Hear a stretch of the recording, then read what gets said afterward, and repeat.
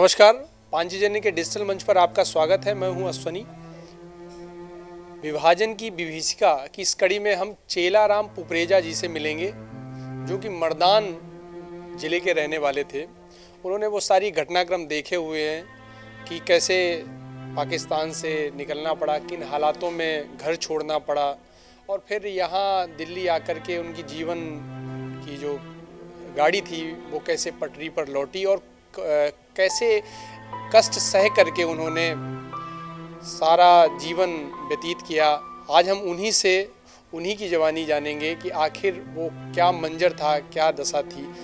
बहुत बहुत स्वागत है हमारे साथ आपका जुड़ने के लिए। Thank you. कहाँ के रहने वाले थे आप? ज़ेदा, तहसील ख्वाबी, डिस्ट्रिक्ट मर्दान।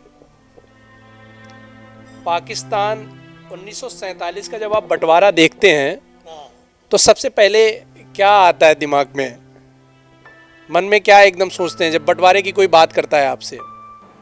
बंटवारा देखते हैं तो तब हम थोड़ा ये तो हो गए थे कि भाई हमें यहाँ से हमारा घर बाहर है, यहाँ हमारा कारोबार है, हमारा सारे बच्चे वगैरह जो अपने काम पे लगे हुए हैं, ये हुए तो हमें ये तो होता था, अफसोस होता था कि हमें अपना घर बार क्या छोड़ना पड़ रहा है। इसलिए कि वहाँ के जो असली मुसलमान थे वो तो हमारे साथ ठीक थे। जो बाहर से आए थे ना, उन्होंने उनको भी भड़का दिया था कि हमारे साथ ये हुआ वो हुआ, इसलिए वो भी भड़क गए। बाहर से कौन लोग आए? मुसलमान जो आए थे, पंजाब से गए थे, ये गए थे, तो उन्होंने कहा हमारे साथ बहुत जुल्म हुआ, वो ये हुआ, तो इसलिए थोड़ा वो बदल गए थे। तो फिर हमने देखा कि हमारा यहाँ रहना अब मुश्किल है। और वो जो हमारी मदद करते थे उन्होंने भी हमें ये कहा कि अब हमारा आपको रक्षा करना हमारे लिए मुश्किल है, क्योंकि मुसलमान वो ज़्यादा हैं और हमें भी ये कर रहे हैं, तो आप अब चले जाइए। तब मुसलमान में सिर्फ एक हिंदू था क्लास में। अच्छा। हाँ, एक हिंदू था। कितने बच्चे थे कुल? 30-35 थे, लेकिन मैं दो थी, ए बी दो थी, दोनों में सिर्फ एक अकेला मैं हिंदू था। कैसा घर था आपका वहाँ पे? हमारा घर तो बहुत साधारण था। अच्छा। कब आपको लगा कि अब यहाँ नहीं रहना है, या कैसे आपको खबर मिलना शुरू हुई कि वो माहौल पाकिस्तान का ख़राब होना शुरू हो गया है? घर में खबरें कैसे आनी शुरू? वो तो अखबार आते थे ना। अच्छा। अखबार पढ़ते थे, बल्कि मैं अखबार में कई चीज़ें ऐसी होती हैं। मैं अपने भाई को, बड़ा भाई था मेरा। अच्छा। आप किस नंबर के थे भाई बहनों में? भाई बहनों में मैं चौथा नंबर था, तीसरा नंबर था, चौथा नंबर था। तो सबसे बड़े वाले भाई क्या करते थे? सबसे बड़े वाले भाई तो अपना दुकान ही करते थे। अच्छा, वो दुकान में बिजनेस करते थे। पिताजी के साथ? नहीं, अपनी इलायदा दुकान थी उनकी। अच्छा। डैडी हमारे तो ओल्ड थे बहुत वहाँ भी, तो इसलिए वो दुकान नहीं कर सकते थे। कब आपको लगा कि अब पाकिस्तान नहीं रहना है या माहौल ख़राब होना शुरू हुआ है? घर में चर्चाएं होती हैं? पहले तो कई दिन अखबारों में हम पढ़ते थे ना। हाँ। क्या यहाँ हो गया, वहाँ फलानी चीज़ जगह ये हो गई, ये हो गया, वो हो गया, तो मैं अपने भाई को बोलता था। अब मानिए कि मैं अपने भाई को जो बोलता था, 2-3 चीज़ें अपने आप से लगा कर बोलता था कि मेरा मतलब ये था कि हम पाकिस्तान से निकलें, यहाँ से चले जाएं। कहीं हो सकता है कि यहाँ भी ये बहुत ज़्यादा हो जाएगा किस दिन। तो कैसे अचानक से घर से निकलना पड़ा, या सारा सामान आप सब? नहीं, अचानक निकलना पड़ा। घर छोड़ सामान तकरीबन सारा रहा। अच्छा। सिर्फ 2 कपड़े लिए साथ और चादर पड़ी है सब, तो चादर ले ली, बस कुछ नहीं, सब सारा कुछ घर ऐसे छोड़ दिया? तब छोड़ ऐसे दिया। अचानक क्यों भागना पड़ा? एकदम घर था, सब लोग सुरक्षा दे रहे थे आपको, वो लोग? बाहर के मुसलमान आ गए थे ना पंजाब के, तो उन्होंने और भड़का दिया था ना कि हमारे साथ ये हुआ, हमारे साथ ये हुआ, तो वहाँ के मुसलमान भी भड़क गए। पंजाब के मुसलमानों ने, जो वहाँ से मुसलमान चले गए थे, तो उन्होंने कहा कि हमारे साथ ये हुआ, इतना बुरा किया हिंदुओं ने, ये किया वो किया, तो उसकी वजह से वो भड़क गए। फिर हमें छोड़ना पड़ा। छोड़ना, जो हमारे फेवर में थे मुसलमान, उन्होंने भी हमें कहा कि अब हमारे बस का नहीं है, अब आप चले जाओ। हम आपको कैंप में छोड़ के आते हैं। उन्होंने हमें कैंप में छोड़ा। रिफ्यूजी कैंप लगा था हिंदुओं का मर्दान में, गवर्नमेंट का था, गवर्नमेंट की तरफ से, और वहाँ छोड़ा। लेकिन एक और भी बात बड़ा हुआ, कैंप में हमारा सामान पड़ा है। जब हम वहाँ से निकल रहे थे कैंप से, तो उन्होंने कहा कि जितना सामान आप ले जा सकते हो हाथ में एक बार लेके जाओ, और अगर सामान नीचे गिरा तो उसको उठाना नहीं है। तो मेरा भाई था, उसका सामान गिर गया था, उसने उठाने की कोशिश की, उसको यहाँ मारा। फिर किसने? वहाँ के जो हिंदू थे ना, मुसलमान, हाँ। उन्होंने। क्यों मारा? भाई क्योंकि उन्होंने कहा था सामान जो गिर जाए उठाओगे नहीं, जितना सामान ले जा सकते हो हाथ में वो ले जाओ। काफ़ी, इसलिए हमारा सामान तो बहुत रह गया। आपकी मदद कर रहे थे? सारे थोड़ा कर रहे थे, वो तो कुछ थे कांग्रेस के लोग, जो अपना जो हमारे लीडर थे मुसलमान दो, अब्दुल गफ्फार खान और एक उनका भाई था, जो उनको मानते थे वो हमारी मदद करते थे। सारे मुसलमान नहीं करते थे, लेकिन जो बाहर से गए वो तो और भी भड़क गए थे। फिर मर्दान से कैसे कैंप से कहाँ आए? कैंप आए वो मर्दान कैंप से, फिर हम स्पेशल ट्रेन गवर्नमेंट ने यहाँ से भेजी थी स्पेशल ट्रेन। उस स्पेशल ट्रेन में सिर्फ रिफ्यूजियों को भरकर, सामान रखकर, ये कर जितना सामान ले जा सकते हो वो लाए थे। हम सारा तो लाए नहीं है, जैसे एक ट्रंक ले लिया कि ये ले लिया वो ले लिया, बिस्तर तो लाए नहीं थे, ला नहीं सकते थे। तो हम बाकी तो सब कुछ छोड़ के आए गए। उसी स्पेशल ट्रेन में बैठकर हम कुरुक्षेत्र आए। कुरुक्षेत्र में फिर हम उन्होंने टेंट लगाए थे, कैंप लगाया था रिफ्यूजियों का। फ्रंटियर का इलाजा था, पंजाब का इलाजा था, फिर डिस्ट्रिक्टों का इलाजा था, वहाँ फिर उन्होंने कैंप लगाया। तो कैंप में कुछ दिन रहे हमने, राशन वाशन देते थे। फिर मेरी वहाँ कैंप में ही एज ए सुपरवाइज़र सर्विस लग गई। कैंप में ही मैं फिर सुपरवाइज़र बन गया। मुझे 100 रुपये महीना मिलता था। कितने लोग आए थे? पूरा घर आ गया था आपके साथ? हाँ। अच्छा, ठीक। जब आप सब कुछ वहाँ छोड़ करके आए और कुरुक्षेत्र में आए, तो कैसे खाना पीना, रोजगार, सब पूरे परिवार का कैसे चीज़ें हुई? खाना पीना तो गवर्नमेंट देती थी, राशन देती थी, दालें देती थी, चीनी देती थी, दूध मिलता था, ये तो गवर्नमेंट करती थी। लेकिन उसके बाद फिर भी जो आदमी थोड़ा या अपना काम करने लगे, ये लगे, तो उन लोगों ने यही गवर्नमेंट का लेना छोड़ दिया, अपना ही खर्चा करते थे। मतलब तकलीफ हुई थी या नहीं हुई यहाँ पे? तकलीफ कोई नहीं हुई थी। तकलीफ गवर्नमेंट ने बहुत सहायता की बहुत थी। सहायता की। कपड़े भी बांटे थे, ये जो अपना गर्म कपड़े भी बांटे थे, कंबल बांटे थे, बहुत सारे लोगों ने दिए थे कंबल, लोगों ने दान किए थे, वो बांटे थे। फिर उसके बाद कैसे पढ़ाई लिखाई कैसे आगे चली, कैसे घर परिवार आगे? मैट्रिक तक तो मैंने वहाँ किया था। फिर आगे कहाँ पढ़ सके, पढ़ ही नहीं सके। फिर तो अपनी लालच पड़ी थी कि भाई कमाने की, ये करने की, कोई करना है। लेकिन यह है कि नौकरी लग गई थी।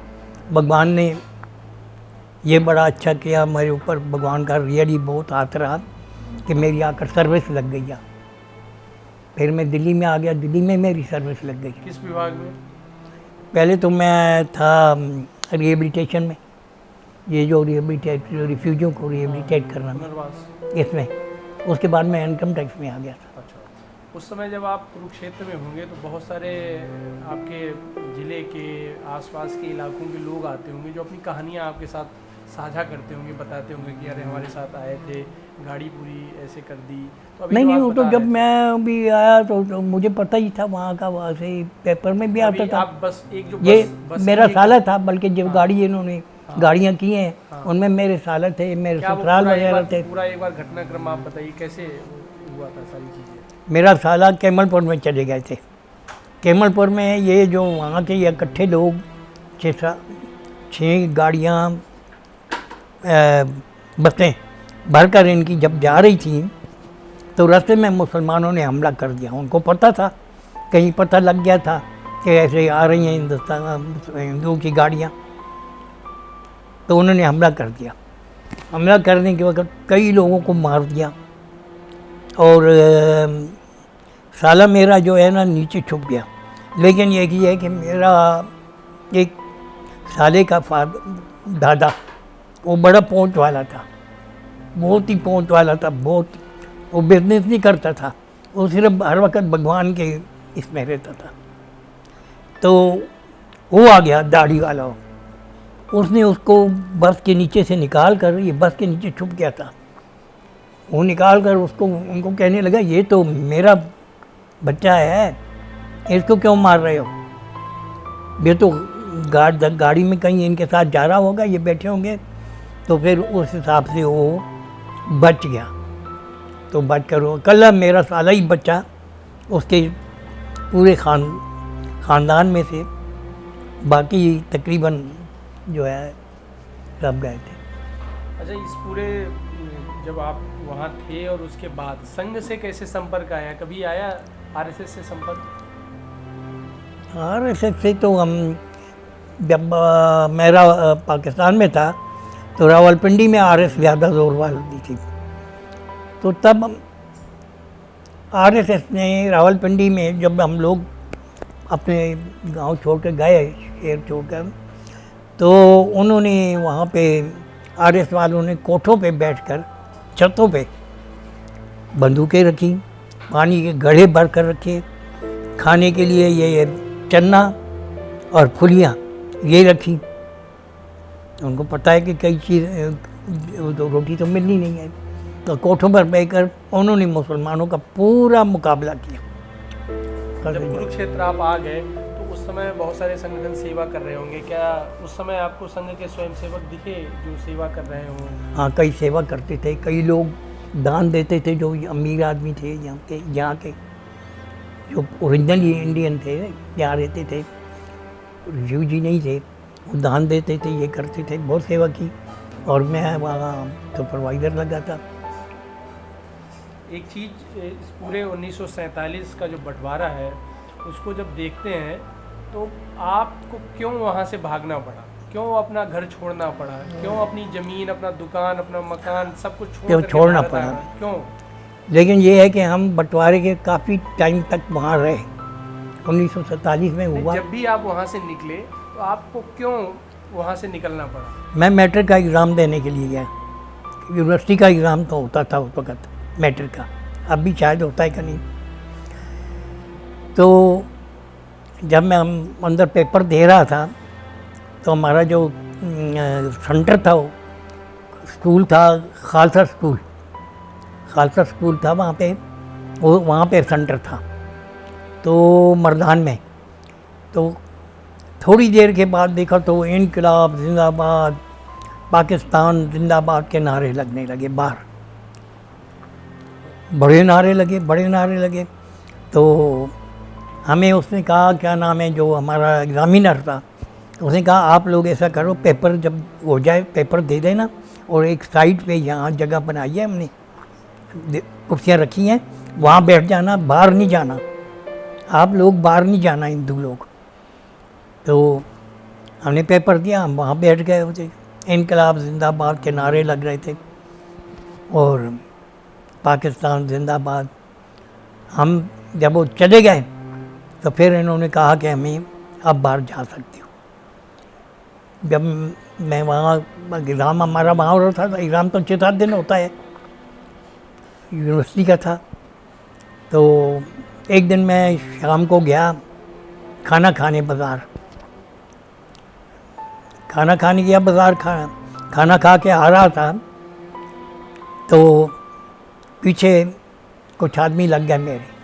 हालांकि वो भी सलवार पहनते थे, हम भी सलवार पहनते थे, हमारा ड्रेस तकरीबन एक जैसी होती थी, लेकिन फेस जो था वो हमारा और उनके फेस में फ़र्क होता था थोड़ा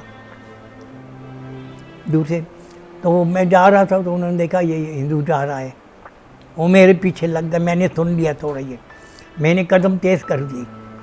तेज़ कदम करते करते करते आगे जो है ना एक मुसलमान का ट्रांसपोर्टर था वो, उसकी ट्रांसपोर्ट होती थी, तो वो बैठा हुआ था, तो मैं उसके कमरे में चला गया। वो हमारे वहाँ का था जहाँ का मैं रहने वाला था। मैं उसके पास बैठकर पुष्ट में बोलने लगा। वो आए, थोड़ी देर ठहरे वहाँ पे, चले गए। फिर उसके बाद जो है मैं घर गया। आपको क्यों उन्होंने, मतलब वहाँ से जो पूरे समाज को, खास करके हिंदू समाज को वहाँ से निकलना पड़ा, किस लिए निकलना पड़ा? मुसलमान तो वहाँ थे, वो बहुत सारे अभी भी रह रहे होंगे। रह तो रहे हैं, लेकिन उस वक्त जो बाहर से मुसलमान आए थे, तब मुसलमान जो है ना, उनकी नीयत में ये थी कि हिंदुओं को मारो।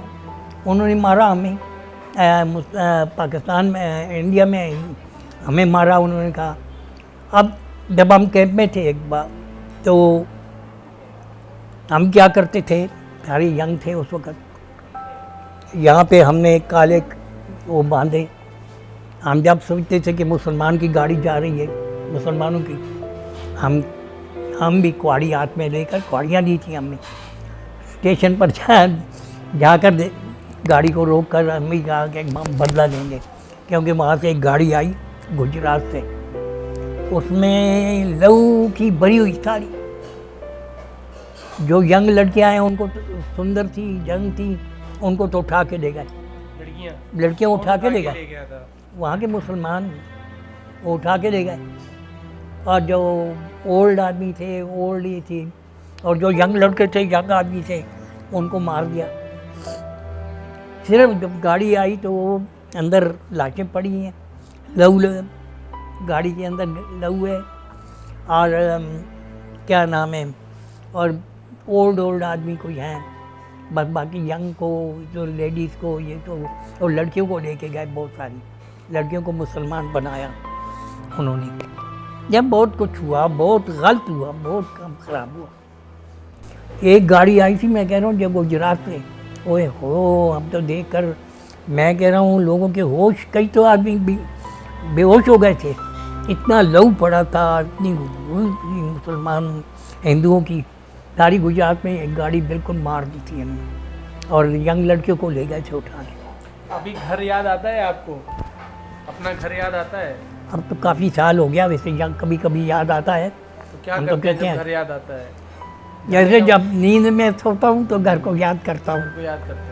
प्रिया जी बता रहे हैं कि जब हम सोते हैं तो मुझे घर याद आता है, और वो खास करके किस्सा बताते हैं कि गुजरात से गाड़ी कुरुक्षेत्र आई थी, जो पाकिस्तान से आई हुई थी, और उसमें कैसे नवयुवकों के, हिंदू नवयुवकों के सब पड़े हुए थे, खून से लहूलुहान पूरी बस थी, सब बिखरे हुए थे, और जो नई लड़कियां थी उनको मुसलमान लेके गए हुए थे। वो सारा दर्द बयां करते, और पूरा 1947 में विभाजन के दौरान उनके सामने क्या क्या घटनाएं घटी थी, उन्होंने हमारे सामने रखा।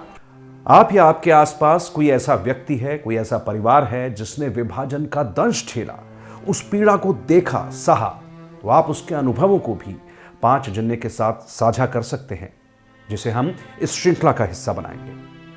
आप हमें हमारे ईमेल आईडी vkv.5janya@gmail पर संपर्क कर सकते हैं, उसके बारे में जानकारी दे सकते हैं, और अगर चाहें तो उनके वीडियो बनाकर इसी ईमेल आईडी पर भेज सकते हैं। ईमेल आईडी एक बार फिर देखिए, vkv.5janya@gmail.com।